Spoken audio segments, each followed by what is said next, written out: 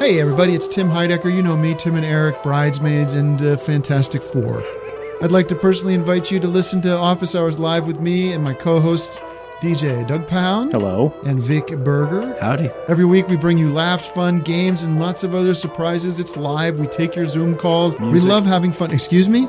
Songs. Vic said something. Songs. Music. I like having fun. I like to laugh. I like to meet people who can make me laugh.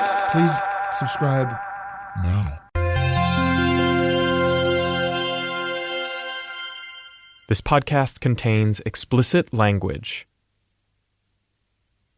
About a year ago, Jonathan Wright, a DJ and a children's musician who goes by the stage name Johnny Only, started getting strange comments on his YouTube page. I don't read my YouTube comments very much, but I did start seeing comments. Hey, there's a song out there exactly like yours, you know. These comments referred to a song Johnny often performed for toddlers and that he had posted on YouTube in 2011. It came with a video that he'd recorded with his kids and his sister's kids at her pool. Baby shark doo doo doo doo doo, baby shark doo doo doo doo doo, baby shark doo doo doo doo doo, baby shark. Mama shark doo doo. This song was perfect for 3-year-olds. It has simple lyrics, an oft-repeated chorus, and hand motions that correspond to each verse of the song, which little kids love. I knew my kids well enough that I knew that was going to be a hit before I even recorded it, you know. The song did well for Johnny, but it wasn't massively popular or anything. It still has less than 100,000 views on YouTube. But it was an important part of his show for years. And then he started to get those comments. And I go to look for it. It was Pink Song's version.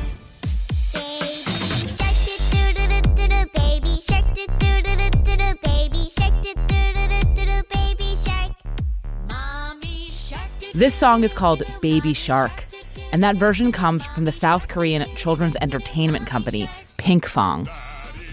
If you don't have a little kid or know a little kid or know a little kid's parents, you may not know this song, though that's about to change. Unlike Johnny's version, this version of Baby Shark is extremely, extremely popular. As of this recording, it's been viewed over 2.3 billion times.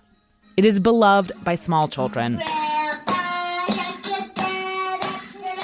That, by the way, is one of my small children singing it. But it has also been performed on talk shows all over the world, tweeted about by famous people, and inspired a viral video dance challenge. It's been performed by celebrities. Please welcome Sophie Turner. Mommy shark doo doo doo doo doo, mommy shark. And inspired countless covers in different genres.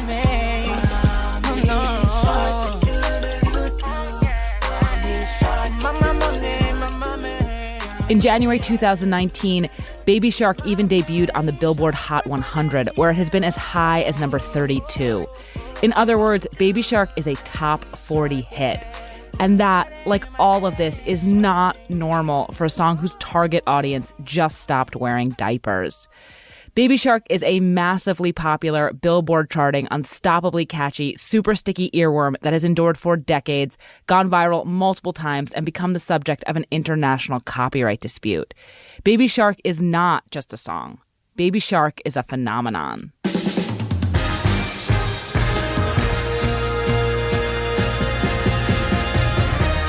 This is Decodering, a show about cracking cultural mysteries.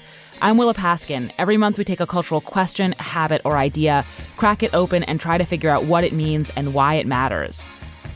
I have had Baby Shark stuck in my head for months. I have 2 small children, and like a lot of small children, they are totally obsessed with it. As I've heard Baby Shark and sung Baby Shark and made up new words to Baby Shark, I have had occasion to wonder, who is responsible for this unstoppable earworm? In this episode, we're going to try to answer that question, starting with the present-day viral version of Baby Shark and then swing backwards through time into the song's past, of which Johnny Only is just one part. Today, on Decoder Ring, a ridiculously comprehensive answer to the question, where does Baby Shark come from?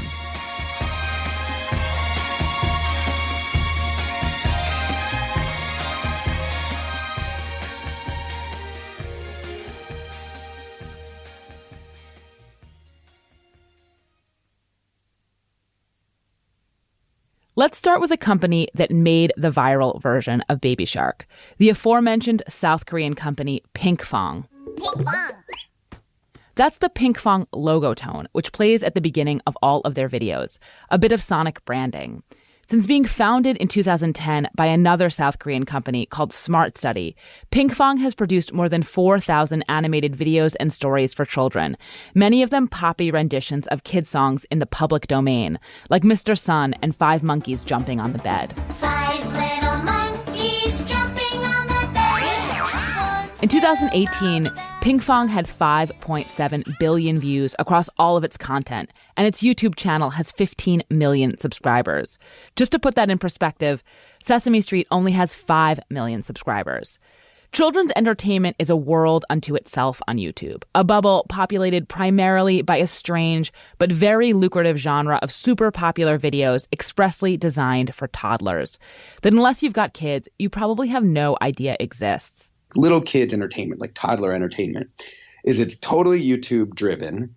It's basically all music videos for kids, and it's like wildly international. That's Alexis Madrigal, a staff writer for The Atlantic, who's reported on the types of companies that make these sorts of videos. There are companies like in Dubai, India, Hong Kong, South Korea.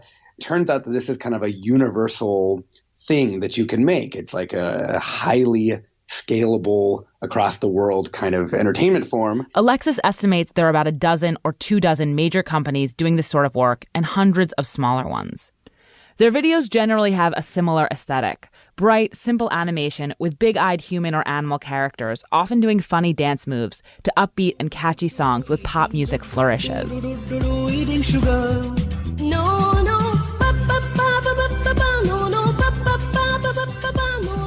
That song, which you may have noticed bears some sonic similarities to Baby Shark, is called Johnny Johnny Yes Papa, and it went viral in 2014. For adults who are raised on Sesame Street and Mr. Rogers, or even Dora the Explorer, 30-minute to an hour programs that have a gentle vibe and a clear, well-executed pedagogical vision, these videos can feel like they lack a purpose, besides generating clicks. But kids all over the world are clicking on these things, which means that whatever their flaws, they are unprecedented. Children's entertainment produced all over the world, soldered together from all the different world's cultures. Yeah, it's this like new melange of cultures that just like didn't exist before. Like you couldn't really make this exist in any real other medium. In particular, because all these companies copy from each other relentlessly. The Indians copying from the South Koreans, copying from the Russians, copying from the guys in Dubai or Israel, and then that is like making money for YouTube in the United States of America, and being shown to people in the Philippines. In a world in which entertainment is increasingly segmented, Pinkfong and companies like it have created a kind of global shared experience for 3-year-olds. Baby Shark is part of a wild and strange monoculture for toddlers, a demographic that doesn't much care about language, cultural-specific taste, or adult measures of quality. To be fair to Pinkfong, in South Korea, it's considered to be a trustworthy educational company. If its educational bent is lost on English-speaking audiences, that's because we already know what Pinkfong videos are trying to teach: English.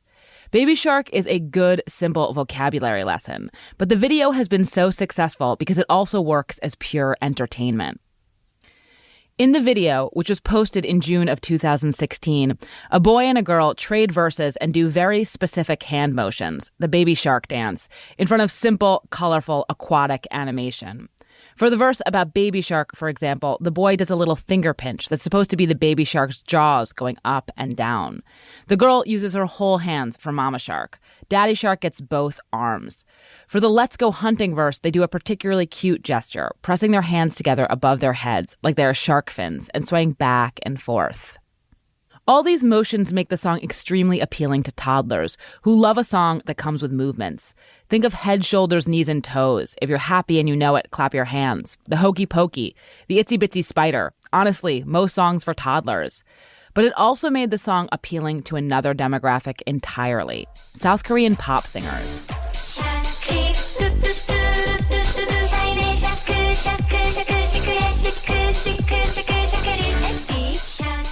That's the girl group Red Velvet. in a Baby Shark-inflected ad for lip gloss. K-pop, Korean pop, is a very competitive field, and its stars are constantly trying to reach as broad an audience as possible, not just the teenagers who make up their core fan base. One of the ways to reach that broader audience is on variety shows, which are extremely popular in Korea and Asia more generally, and where goofing around with a meme, particularly one that is a children's song, is a good and reliable and cute way to appeal to a lot of people.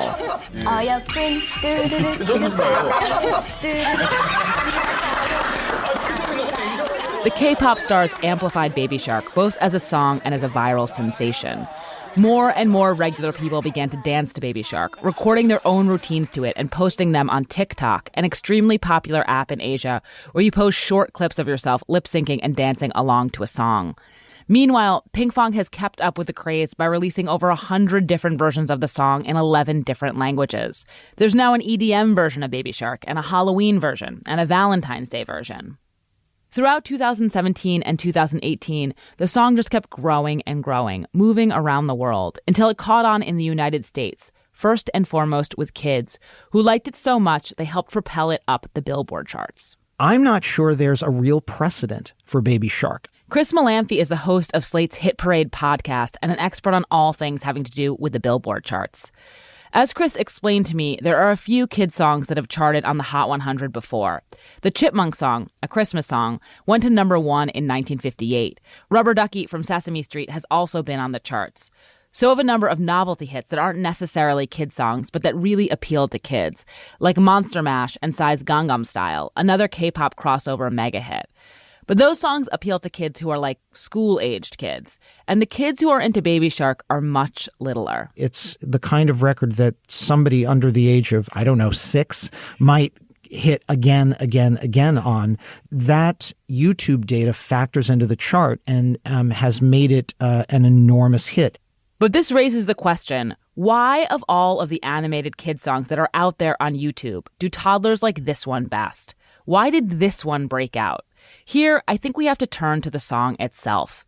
Yes, the Baby Shark video is adorable, but that song, it's catchy. Well, this song is successful because it perfectly balances familiarity, repetition, with novelty. That's Charlie Harding, a musician and the co-host of Switched on Pop, a podcast that takes pop songs and explains why and how they work. The melody itself is nursery rhymish. It's very simple. Dun dun dun dun dun dun dun dun dun dun dun. It's very memorable, and it has a sort of rhythmic bounciness to it, so it just catches in your ear. And you get it over and over and over again, which you think you should get bored, but you don't. And the reason why you don't get bored is every time they sing that repeated melody, something changes, right? So the first time they sing it, it's just a bunch of kids and a bass. And then they start adding in hi-hats the second time around. And then the next time, but then when you get Daddy Shark, you get this big baritone voice. And so the baritone voice is kind of surprising. Daddy Shark, Daddy Shark, and you get Grandma voice. And Grandma voice is surprising within the context of what you've heard before. Grandma Shark, Grandma Shark, Grandma Shark. And then they add keys, and then they add more voices. There's like a chorus of kids that comes in. And then at that point, we've now heard like 6 or 7 of the Baby Shark refrain, and they modulate into another key. They take the whole thing higher, which is a very common trope of like 80s and 90s ballads. And once they do that, they even add even more arrangement. There's more these piano arpeggios. Just at that point, everything drops out except for maybe a kick drum and the voice. And the last time, everything comes back in. And so there's a way of doing the exact same thing over and over again, but providing just enough variation that you stay interested.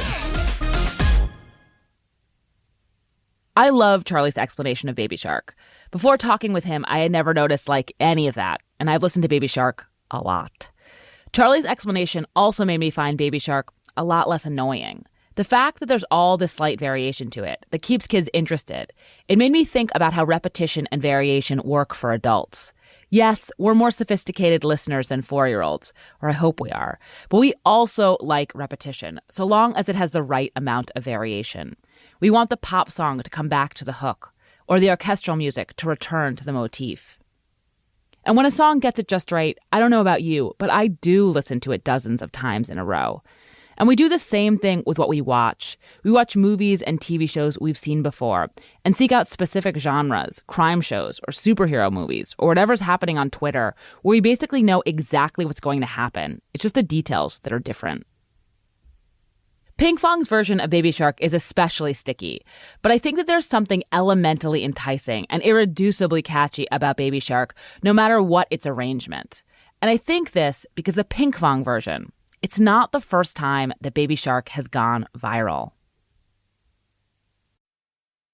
It's time to reboot your credit card with Apple Card. You work hard for your money, so you should be able to spend it on the things you actually want. With Apple Card, you can kiss fees goodbye. There aren't and never will be any annual foreign transaction late or over the limit fees, not even hidden ones. Apply now in the Wallet app on iPhone and start using it right away. Subject to credit approval. Late or missed payments will result in additional interest accumulating toward your balance. Variable APRs for Apple Card range from 15.49% to 26.49% based on credit worthiness. Rates as of March 1st, 2023. So now, in order to chase down Baby Shark's origins, we're going to have to leave the present and start moving backwards into the past and the early days of YouTube. My name is Alexandra Müller. I'm from Germany. In 2006, Alexandra Müller was working at a camp for kids, teaching journalism. There was a song they sang at the camp called Kleiner Hai. Kleiner Hai, dum, dum, dum, dum, Kleiner Hai, dum, dum. Kleiner Hai means little shark in German. As you can hear, the song has a different tune than Baby Shark, but it's recognizably related. The verses mean more or less the same thing, and it comes with all of the same hand motions.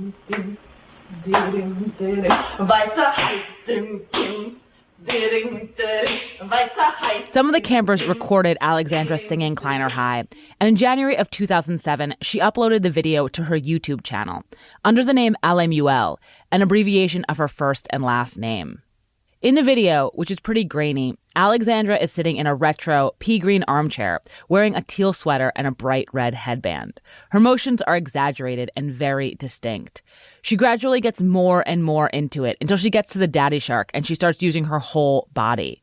It's weird, but extremely watchable. And people watched it. I think it took about half a year that it got 1 million views. And then emails started to pour in asking me for interviews. Like, you're a viral video and it's German and can we ask you about it? And I was like, what the fuck is happening here? And then a record company wrote to me and said, hey, you're so famous in the internet. Can we do a recording of the song? This record company was EMI, the giant label that's released music by the Beatles, Duran Duran, Kate Bush, and thousands more. She recorded new vocals for a dance-oriented version of Kleiner Hai. Baby Hai, dim, dim, dim, dim, Baby Hai, dim, dim, dim, dim, Kleiner Hai, dim, dim, dim, dim, Kleiner Hai. The song became a smash. In 2008, it spent 16 weeks on the German singles chart, peaking at number 25. Alexandra became something of a viral sensation herself. She released the song under the name Alemuel, the name that had been on her YouTube channel, and there was a lot of speculation about who she really was.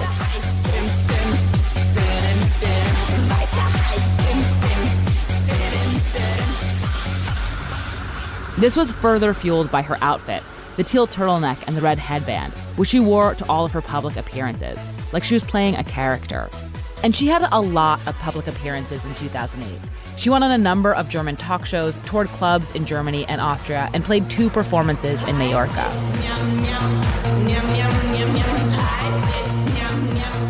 Her performances did not always go exactly as planned. The people in the clubs were too old. My kind of fan group were 14, 15-year-olds. I think, and in the clubs there were like 25 to 30, and they often kind of stared at me with wide eyes.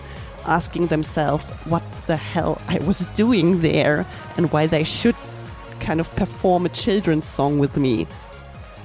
By 2009, the Kleiner Hai craze had wound down. EMI offered Alexandra the opportunity to record another song, a kid's song about a fish, but she declined. She went into journalism instead.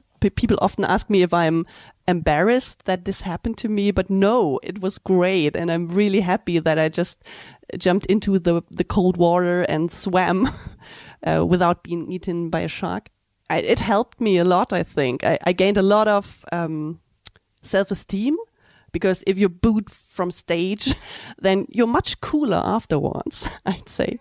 Her young daughter recently found out about Kleiner Hai in school. One of the women who work there, she's shown her the video. I didn't do that. And now she wants to see it all the time. And if somebody says hi, a shark, then she immediately starts doing the gestures.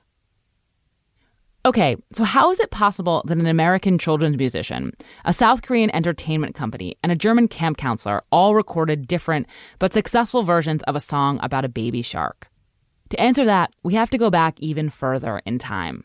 So I think it was about 1989 or 1990, and I was at summer camp in New Hampshire, Camp Mara Vista. It was one of our favorite songs. We loved it. That's Rebecca Onion. She's a writer and colleague of ours at Slate, and she is one of the many, many kids who sang Baby Shark in the 80s and 90s, when it was just a song kids sang at camp and school and after school and Girl Scouts and Sunday school and wherever kids gather and sing songs. There were hundreds of different versions of it. There are some with different tunes. Baby shark, Just as there are German versions, there are French versions, where it's usually called Papa Le Cat, that sometimes, but not always, is sung to the tune of Mana Mana, the song made famous by the Muppets.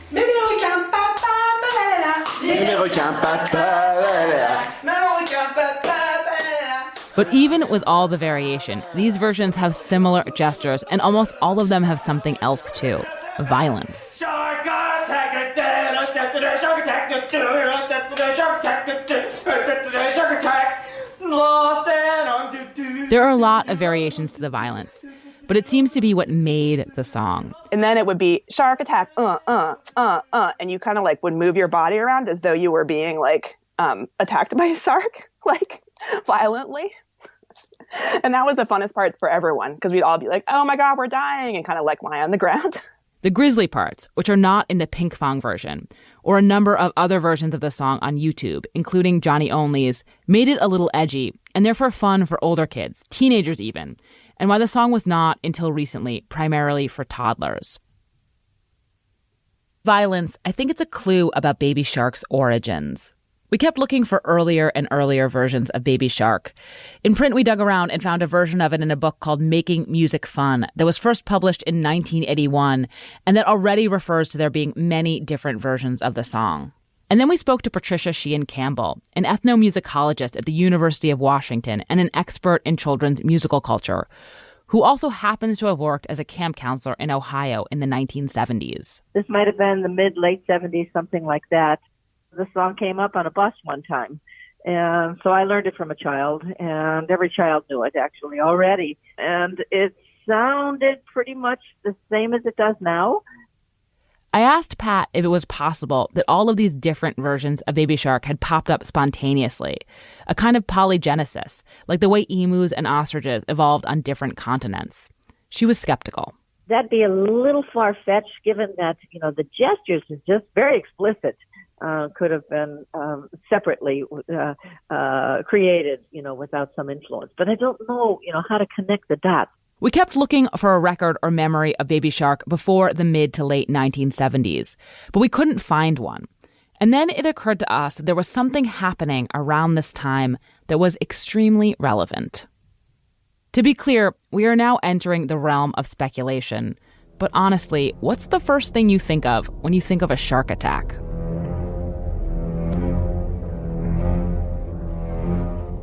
Steven Spielberg's Jaws was released in the summer of 1975, and it was a huge deal. Huge deal almost undersells it. Besides almost single-handedly creating the blockbuster as we know it today, the movie spread through all parts of American culture. The film industry began producing cheap copycats with titles like Piranha and Orca. There was a video game about sharks and Saturday morning shark cartoons and a recurring Saturday Night Live sketch about a shark. And there were tons of novelty records, songs that took John Williams' famous theme music and riffed on it.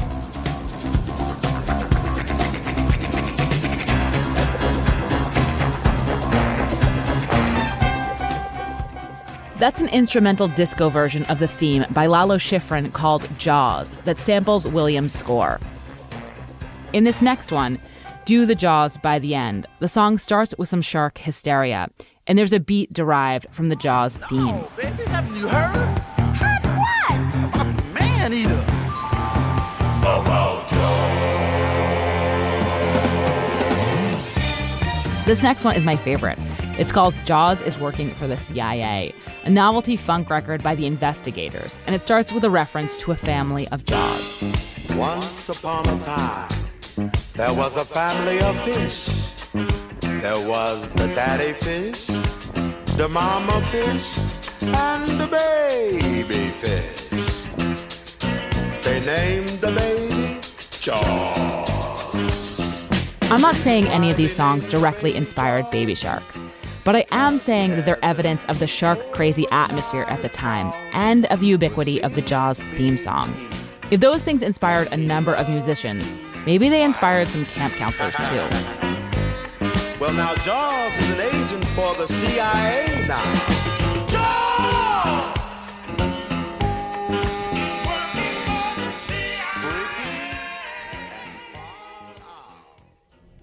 If the jump from this song to this song to this song sounds big, remember that Baby Shark was transmitted orally, and the jump from dana dana dana to do do do do do do do with about a dozen stops along the way, that sounds more like a game of telephone. In fact, there's a version of Baby Shark sung by various Girl Scout troops to this day. It's more of a chant than a song that ties Baby Shark and Jaws together very nicely because it's a version of Baby Shark about a specific shark family, a family of Jaws. There was a story,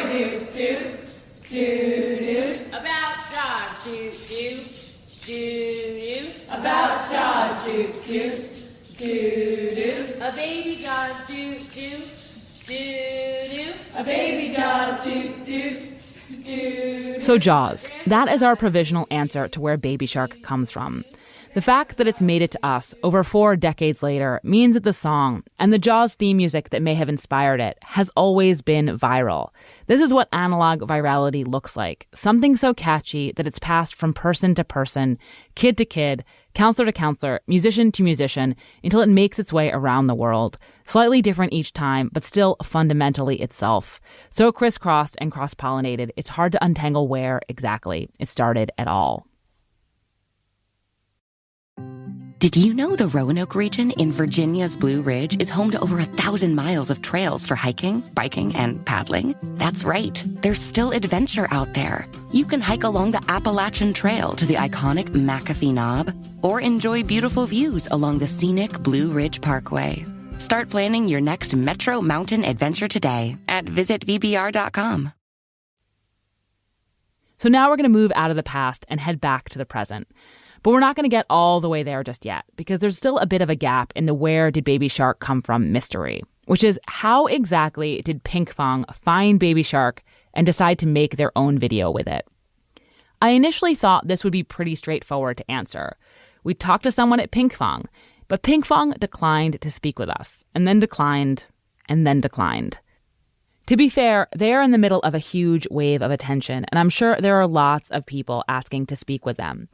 But then we learned about Johnny Only, the children's performer who we spoke with at the very beginning of this episode. And it became clear that there are some good reasons why Pinkfong might want to be vague about how they discovered Baby Shark. To explore those good reasons, we have to get back to Johnny Only's story. Just a reminder, this is what Johnny Only's version of Baby Shark sounds like. Baby shark, do do do do do, baby shark, do do do. He had first heard the song in the late 1990s while performing at summer camps. He had made some changes to it, like removing the verses about Grandma and Grandpa Shark, but it's not like he had written the thing. So when he heard Pinkfong's version of the song, he thought that was that. I felt a little bit, a little bit violated. I didn't think, I was just like, oh, well, it's public domain. It's public domain. That's the way it goes, But then a representative from a South Korean political party, the Liberty Korea Party, an opposition party, contacted Johnny, asking him for permission to use his version of Baby Shark. And so I just gave them permission. So the Liberty Korea Party used the song, at which point Smart Study, the company that owns Pinkfong, got involved, threatening a lawsuit against the Liberty Korea Party for copyright infringement. So all of a sudden, as you can imagine, the lights are going off. I'm like, wait a minute. Smart Study doesn't even realize that it's my version instead of theirs, right? So there's a big red flag. And two, Smart Study is saying, okay, I can sue you for copyright infringement. So all of a sudden I'm like saying, wait a minute, that means that I could sue for copyright infringement. You know what I mean? There is something called a derivative copyright, meaning that when something like a public domain song, which Baby Shark is considered to be, gets recorded, things that are changed or added to it that are unique to that recording are protected under copyright law. So Johnny got a lawyer and filed a petition in Korean court, which as of this recording is still pending. He isn't saying that he invented Baby Shark, but he is saying that he added things to his version that Pinkfong then used in their version. The key is exactly the same.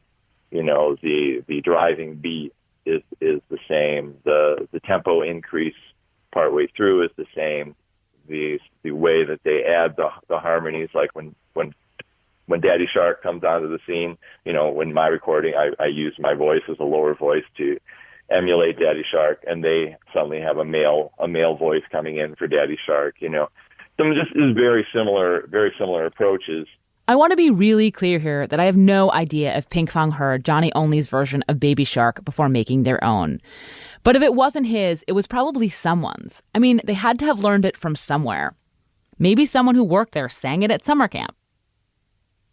There's a risk for Pinkfong in revealing if the song comes from any one source, because among other things, there is now a huge amount of money at stake. Pinkfong's parent company's stock price is soaring. The videos are generating ad revenue hand over fist. There's tons of Baby Shark merchandise, and the company just signed a deal with Netflix to create a TV series. Pinkfong is hoping Baby Shark isn't just some flash in the pan, but the beginning of a global children's media empire. I'm of two minds about all of this. The entire history of Baby Shark is an iterative one, of people taking other people's version of it and changing it, massaging the tune and the lyrics and the language, sometimes for the better. Johnny Only and Pinkfong's version sound pretty similar, but Pinkfong's version is catchier. Why should Pinkfong have to worry that they learned the song somewhere and made it their own? That's what everyone else has always done. But at the same time, the history of Baby Shark also shows us that this song belongs to everyone. And there's something kind of unsettling about the fact that right now it seems to belong to Pinkfong, who has real financial incentives to try and make it more and more proprietary. A representative of Pinkfong and Smart Study recently told the CBC, quote, "We are the producer and publisher. We own and control 100% of the song."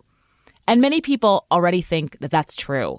And that's why for Johnny, even if he ends up winning his lawsuit, the emotional stakes are settled. The Pinkfong version is so popular that even my fans, prefer theirs over mine now, which is very depressing. It's really kind of disheartening. I mean, they're very kind about it. My fans tell me my version is better. They're very kind about it.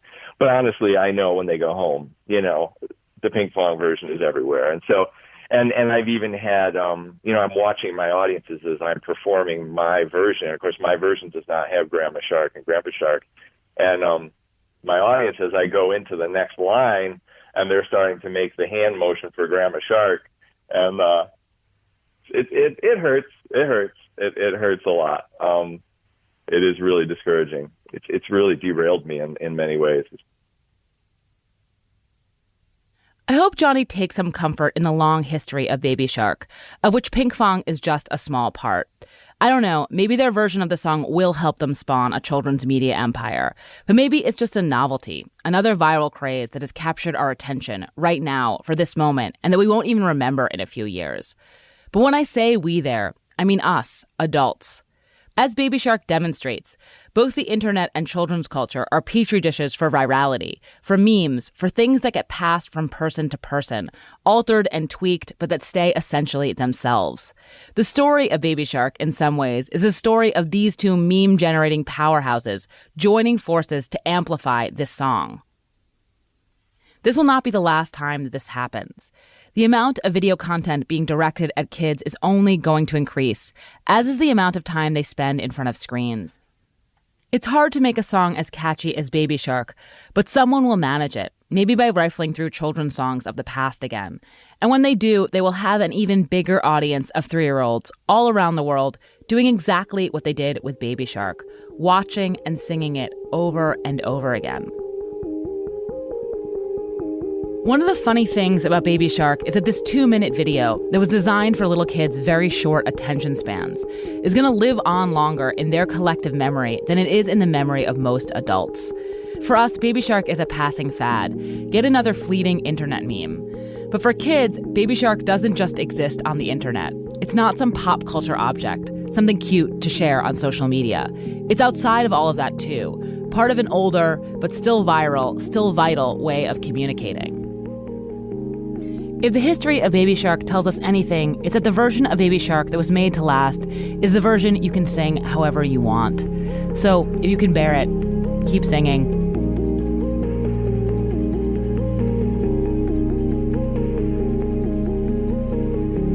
This is Decodering. I'm Willa Paskin. You can find me on Twitter at Willa Paskin. And if you have any cultural mysteries you want us to decode, you can email us at decodering@slate.com. If you haven't yet, subscribe and rate our feed in Apple Podcasts or wherever you get your podcasts. And even better, tell your friends. This podcast was written by Willa Paskin and was produced and edited by Benjamin Frisch, who also does illustrations for every episode.